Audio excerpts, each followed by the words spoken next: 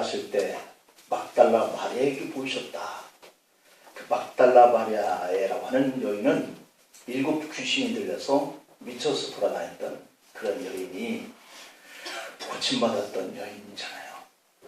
그 여인에게 나타나셔서 제자들에게 알리고 했는데 그 소식을 듣던 제자들은 믿지 아니했더라. 그렇게 노래를 하고 있고요. 그래서 주님은 그들에게 나타나셔서 꾸짖고 책망하시면서 우리 하나님 아버지께서 모든 권세를 내게 주셨다.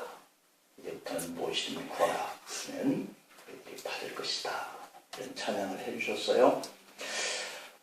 오늘 우리 주님은 부활하신 날이지만 특별히 우리가 부활절은 이 부활의 날을 이렇게 기념하는 그런 주일인 줄 믿습니다. 아멘. 우리 한번 외칩시다. 예수 다시 사셨네. 예수 다시 사셨네. 예수 부활하셨다. 예수 부활하셨다.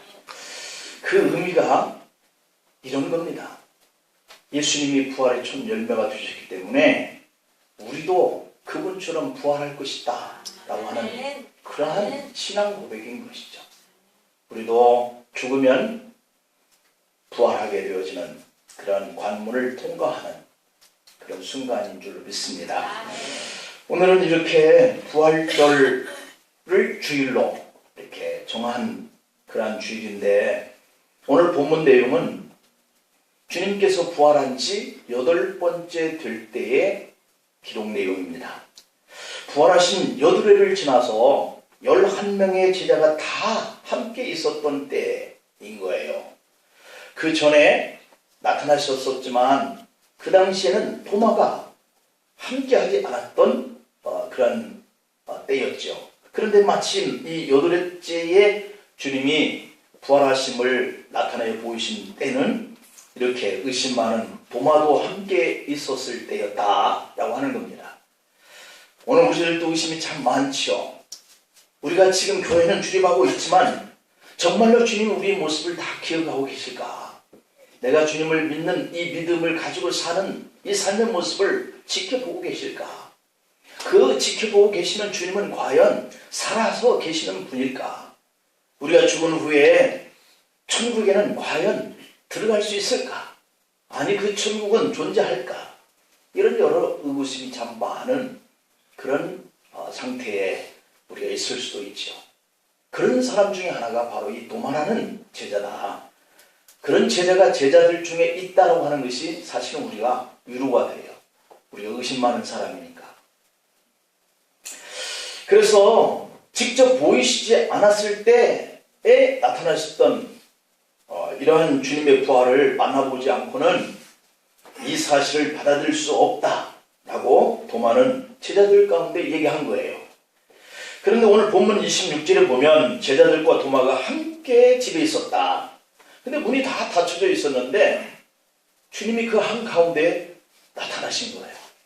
문을 통과하지 않아도 오실 수 있는 그런 몸이 되신 것이죠.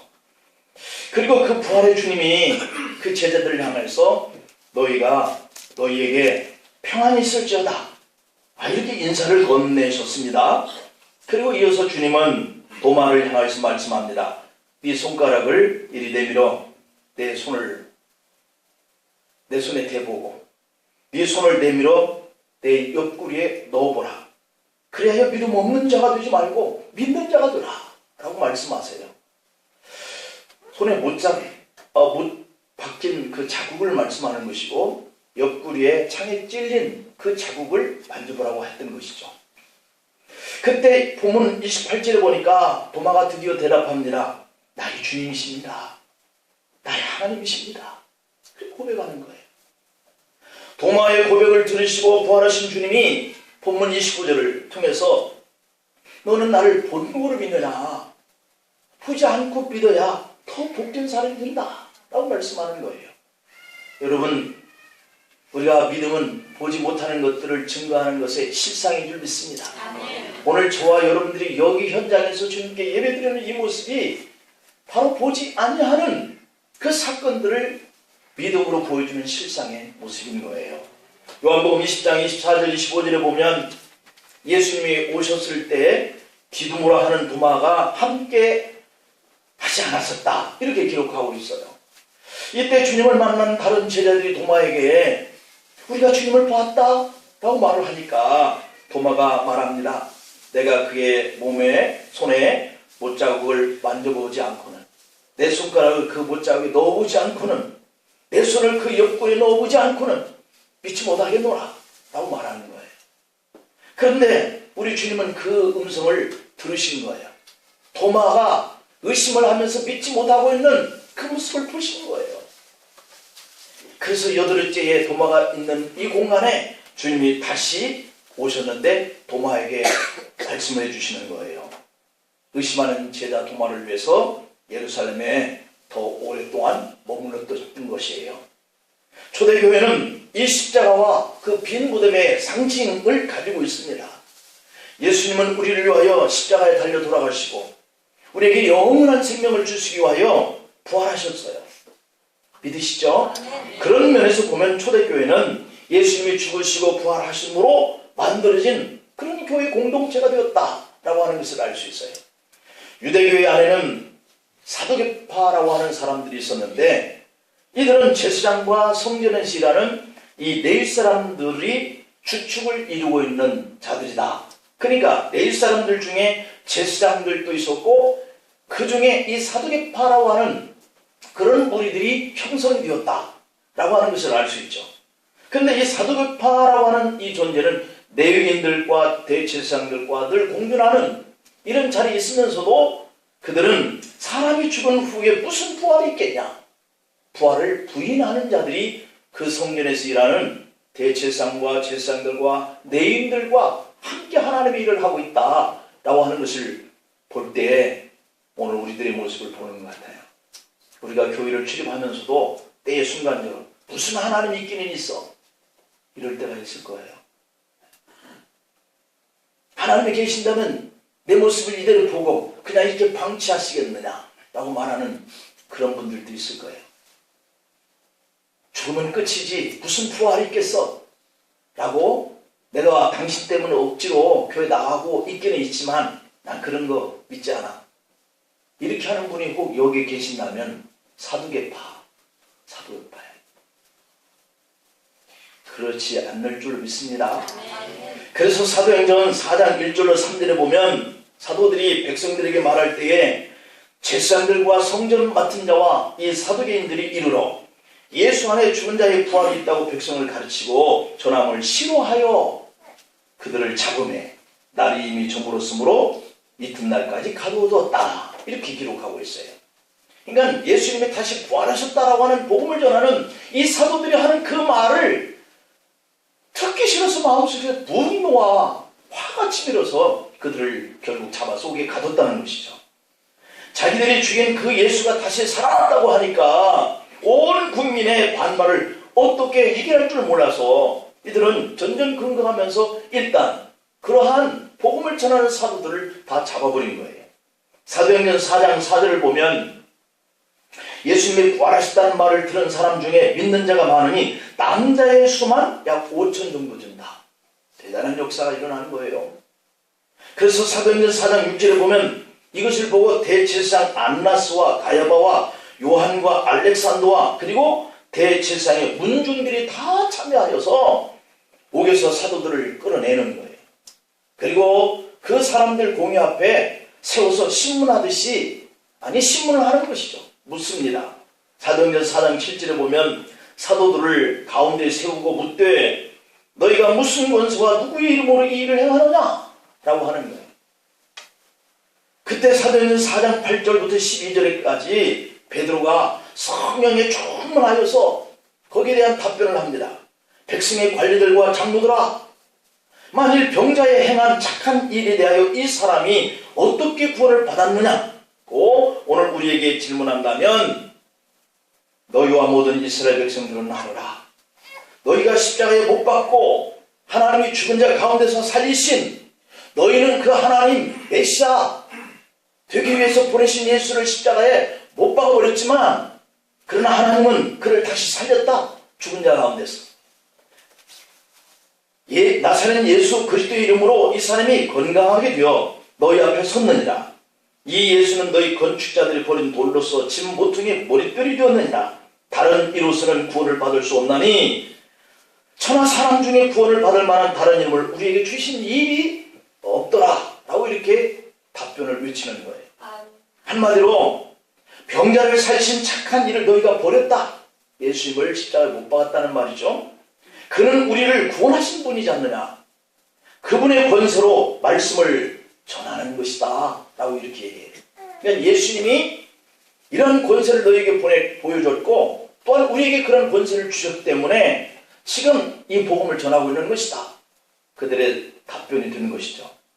이에 사도행전 4장 13절 14절에 보면 대제사장과 거기 참석한 사람들이 이 베드로와 요한이 담대하게 말하는 것을 보고 야, 저들이 본래 학문이 없는 자들 아니냐 이렇게 알았다가 이상하게 여기는 거예요. 학문도 없는 저 어리석고 무지한 자가 어떻게 이 모든 말씀에 대한 것들을 알고 전하느냐라고 하는 것이죠. 또 전에 예수와 함께 있던 줄도 알고 또 병 나은 사람이 그들과 함께 서 있는 것을 보고 비난할 말이 없어졌더라. 이렇게 해서 그들이 생각하는 거예요. 그들은 할 수 없어서 이 지경이 되니까 사도행전 4장 16절 18절에 보면 이 사람들을 어떻게 할까 궁리를 하기 시작합니다. 예수님으로 말미암아 유명한 표적 나타난 것이 예루살렘에 사는 모든 사람들에게 이제 알려졌으니까 이러한 사실을 부인할 수도 없는지라 한 가지 생각난 방법이 이것이 민간들에게 더 퍼지지 못하게 그들을 위협하자. 이후에는 이 이름으로 이게 아주 중요한 포인트입니다. 그 사람들이 말하는 이 이름으로 아무리도 말하게 하지 말자. 그들을 불러 경고하고 도무지 그 이름으로 말하지도 말고 가르치지도 말라 이렇게 얘기하는 거예요. 그 이름이 누군가요? 예수님이시잖아요. 하지만 이 제자들의 생각은 달라요. 사도행전 4장 19절 20절에 보니까 베드로와 요한이 대답합니다. 하나님 앞에서 너희 말을 듣는 것이 하나님의 말씀을 듣는 것보다 옳은가 판단해봐라. 우리는 그분이 우리에게 들려줬던 것, 보여줬던 것 이것을 나하지 않아서는 견딜 수 없다. 이렇게 말을 합니다. 그러자 사도행전 4장의 21절에 보니까 이 관리들이 백성들 때문에 그렇게 말하는 베드로와 요한을 어떻게 처벌할 방법을 찾지 못하고 다시 그냥 위협만 하고 놓아주었으니까 이는 모든 사람들이 그 듣는 보고 하나님께 영광을 돌렸기 때문이다. 이렇게 기록하고 있어요. 여러분, 우리도 예수님만이 구원받을 수 있는 유일한 길임을 의심을 하지 말고 외치시기를 축복합니다. 사람이 멸망당하지 않고 구원받을 수 있는 그 길을 알고 그것을 우리가 소유하고 그것을 믿는다고 한다면 멸망으로 가는 내 식구들과 이웃들에게 외쳐야 한다는 것이 그 길로 가면 멸망합니다. 예수 믿고 구원 얻으십시다. 미국 뉴저지 주에 엄청난 산불이 났는데 불길을 잡기 위해서 소방대원들과 군인들이 투입이 되었습니다. 수많은 진화 장비가 다 동원되었지만 그 거센 바람에 불을 잡는 일이 쉽지 않았어요. 오히려 산을 뒤덮어버린 이 불길에 군인들이 80명가량이 그냥 빠져나갈 수 없이 다 죽을 위기에 직면한 거예요. 그때 하늘 위에서 헬기 조종사가 불길에 갇혀있는 이 군인들을 발견하고 조공으로 나르면서 그들에게 그 쪽지를 떨어뜨렸어요. 그 쪽지에는 불길을 뚫고 나갈 수 있는 탈출로를 자기가 낮게 떠서 유도할 테니 그대로 따라오면 안전하게 대피할 수 있다라고 하는 그런 글이었어요. 군인들은 민첩하게 조종사의 지시대로 우물 움직였습니다. 그들은 모두가 다 그 불길을 탈출하여서 목숨을 건졌어요. 높은 하늘에서 보니까 피할 수 있는 길이 보인 거예요. 그런데 산속에 고립된 군인들은 사방에 좁혀오는 불길만 보이지 피할 길이 보이지 않는 거예요. 헬기 조종사의 지혜로 군인 80명의 젊은이들이 목숨을 건진 거예요. 여러분, 이와 같은 사건의 의미는 오늘 또 마찬가지예요. 우리 예수님은 우리를 대신해서 죽으시고 우리에게 영원한 생명의 길을 열어주셨어요. 그러니 우리는 다른 이로서는 구원을 받을 수 없나니 천하 사람 중에 구원받을 만한 다른 이름을 우리에게 주신 일이 없습니다 라고 하는 이 말씀을 믿으시기 바랍니다. 예수님이 요한복음 14장 3절로 6절에 가서 이렇게 표현합니다. 가서 너희를 위하여 거처를 예비하면 내가 다시 와서 너희를 내게로 영접하여 나 있는 곳에 너희도 있게 하리라. 내가 어디로 가는지 그 길을 너희가 아느니라. 이렇게 말씀하셨어요. 그때 도마가 말합니다. 주여, 주께서 어디로 가시는지 우리가 알지 못하거늘 그 길을 어찌 알겠습니까? 라고 말을 합니다. 그 말에 대해서 예수님이 답변합니다. 내가 곧 길이요 진리요 생명이니 나로 말미암지 않고는 아버지께로 올 자가 없느니라 말씀하셨어요. 그렇습니다. 예수님만 구원의 길이고 진리요 생명이에요. 예수님만을 우리가 믿어야 하나님 아버지 앞에 갈 수가 있어요. 초대교회에 이런 일이 있은 후에 대제사장과 그와 함께 있는 사람들, 사두개인 당파가 마음에 시기가 가득 차기 시작했어요. 초대교회가 사도행전 2장 40절 41절에 보면 또 여러 말로 확정하며 권하여 이르되 너희가 이 패역한 세대에서 구원을 받으라 하니 그 말을 받은 사람들은 세례를 받음에 이날의 신도의 수가 3,000이나 더하더라. 놀라운 일이 일어납니다. 때로는 5,000명씩 한꺼번에 교회로 몰려왔어요. 사도행전 4장 11절에 보니까 믿고 주께로 나오는 자가 더 많으니 남녀의 큰 무리가 되더라. 이렇게 표현하고 있어요. 제자들이 복음을 전하는 곳마다 이런 능력과 표적이 나타나 사람들이 구름대처럼 몰려드는 것을 보고 사도행전 5장 17절 18절에서 이들을 치게 하는 이 대제사장과 사도계파의 당파 이런 사람들이 함께 다 마음에 시기가 가득하여 일어나서 사도들을 잡아다가 옥에 또 가둬버렸다라고 하는 거예요. 그런데 사도행전 5장 19절 20절에 보니까 주의 사자가 밤에 옥문을 열고 끌어내어 성전에 가서 이 생명의 말씀을 다 백성에게 전하라 라고 하면서 옥에서 나가게 해주신 거예요. 그런 줄도 모르고 대제사장과 그와 함께한 이 사두개인의 당파들이 모여서 사도행전 5장 22절 23절에 보니까 부하들을 보냅니다. 옥에 가둬둔 그 사도들을 끌어내오라 해서 가봤더니 이미 없어졌다라고 하는 보고를 들어요. 하나님의 사자가 밤에 옥문을 열고 끌어내어서 나가서 성전에서 이와 같은 사건에 대한 복음을 전하라고 하셨기 때문에 옥에는 사도들이 없어진 거예요. 감옥에 있어야 할 사도들이 새벽부터 성전에 들어가서 백성들을 가르치고 있었습니다. 자, 이쯤 되면 성전 맡은 자들과 제사장들이 난리가 났을 거예요. 사도행전 5장 24절에 보니까 성전 맡은 자와 제사장들이 이 말을 듣고 의혹하여 이 일이 어찌 될까? 라고 걱정을 했다는 거예요. 그러면서 사도행전 5장 26절 28절에 보니까 이 일 후에 성전 맡은 자가 부하들과 같이 가서 사도들을 다시 잡고 왔어요. 강제로 그럼에도 불구하고 못하고 백성들이 돌로 칠까 두려워했다. 그러나 사도들을 끌어다가 공의 앞에 세우고 대제사장이 물어서 이르되 우리가 예수의 이름으로 사람을 가르치지 말라고 언금하였는데 너희가 왜 또 그의 이름을 가지고 예루살렘에서 가르치고 있느냐? 이의 피를 우리에게 돌리고자 함이냐? 라고 이렇게 표현하는 거예요. 그들은 일부러 예수라라고 하는 이 이름을 말하지 않고 예수님을 경멸하려고 일부러 그 이름의 피라고 이렇게 표현하는 거예요. 예수님은 십자가에서 이들에 의해서 죽음을 당한, 그러니까 예수님을 죽였던 당사자들이 예수님을 죽였다 이렇게 표현하지 못하는 거예요.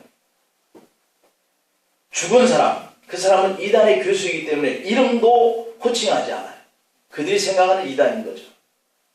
정확한 예수님의 실명을 거론하지 않는 참으로 악한 자들이었죠. 그래도 베드로는 사도행전 5장 29절로부터 32절에서 그들에게 대답하여서 말합니다. 사람보다 하나님께 순종하는 것이 마땅하니라. 너희가 나무에 달아 죽인 예수를 우리 조상의 하나님이 살리시고 이스라엘에게 회개함과 죄의 사함을 주시려고 그를 오른손으로 높이사 임금과 구주로 삼으셨느니라. 우리는 이 일의 증인이요 하나님이 자기에게 순종하는 사람들에게 주신 성령도 그러하다라고 담대하게 외치는 거예요.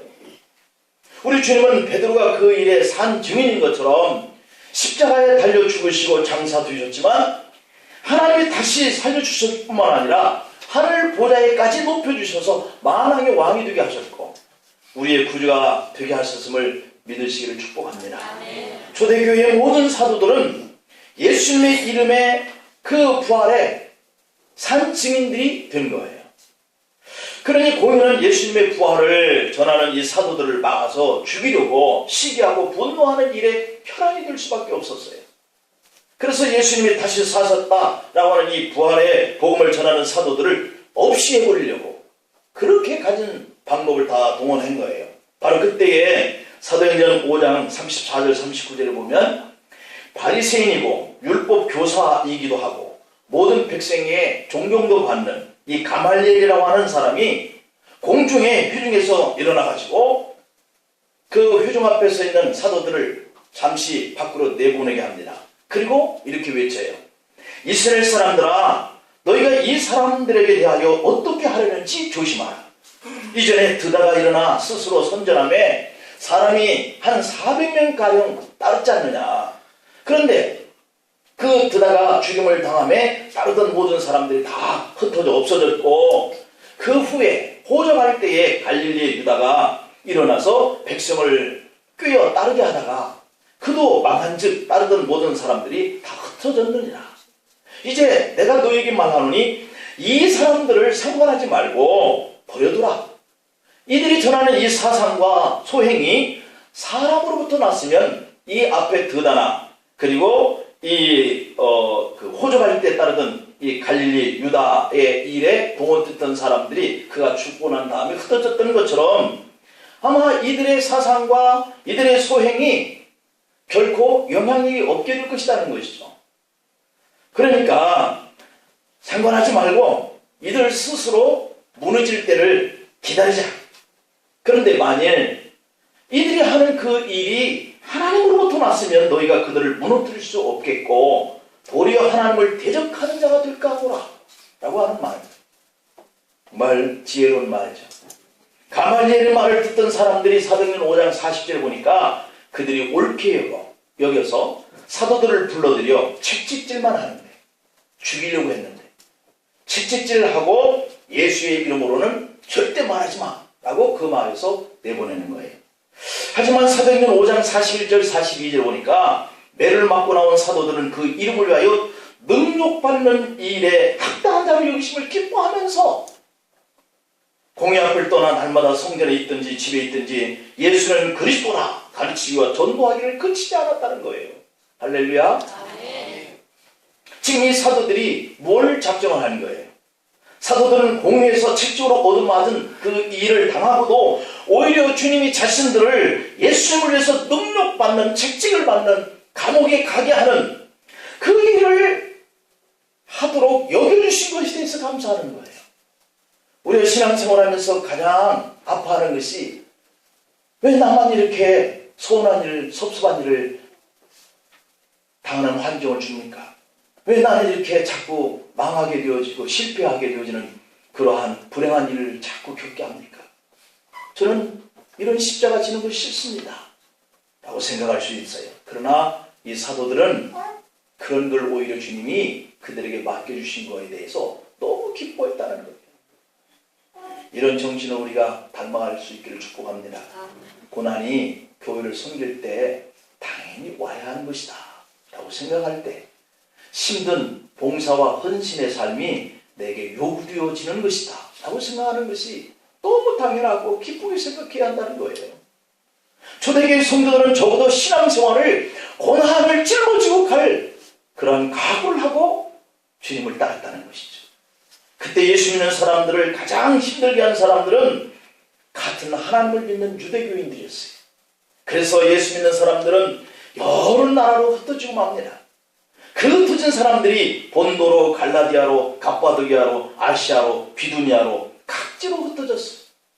그래서 이 유대인들이 흩어져서 복음을 전하는 사람들을 디아스포라라고 이렇게 얘기하잖아요. 로마의 황제들은 자신들이 신이다.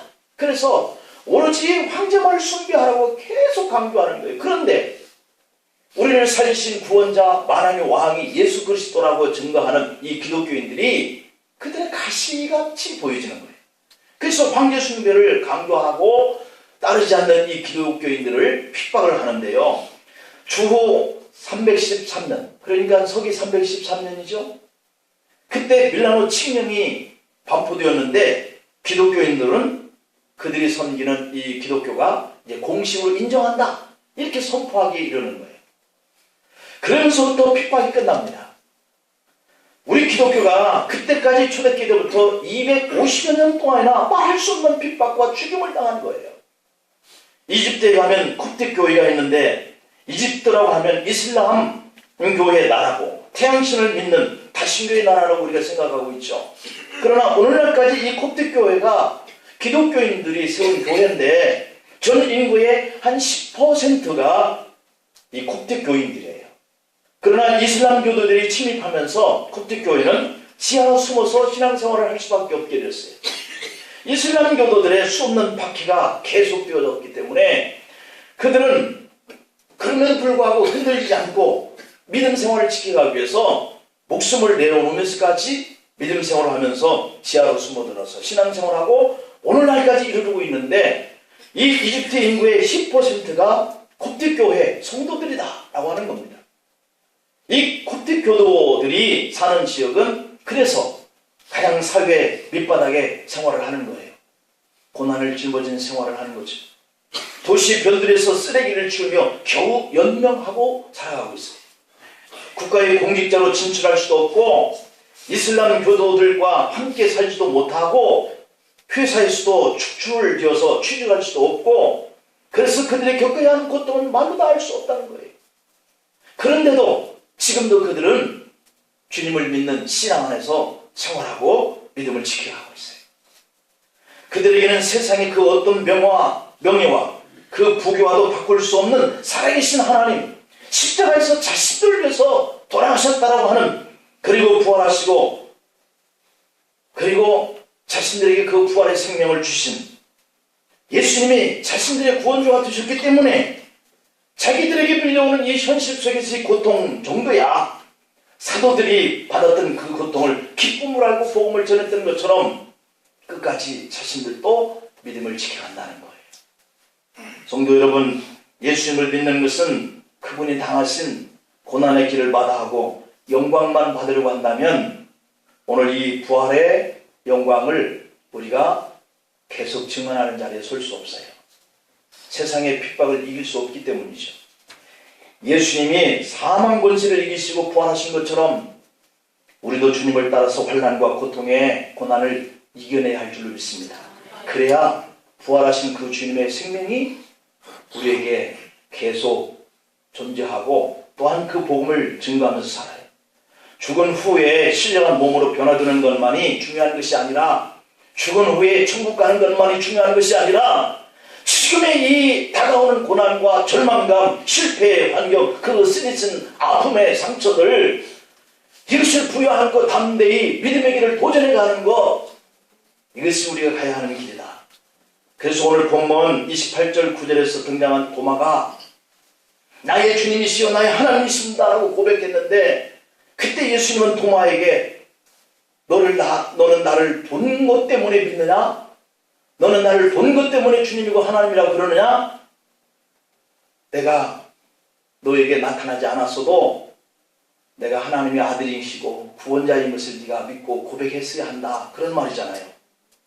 그렇습니다. 주님은 어느 길이 복된 길인가를 분명히 선포했어요.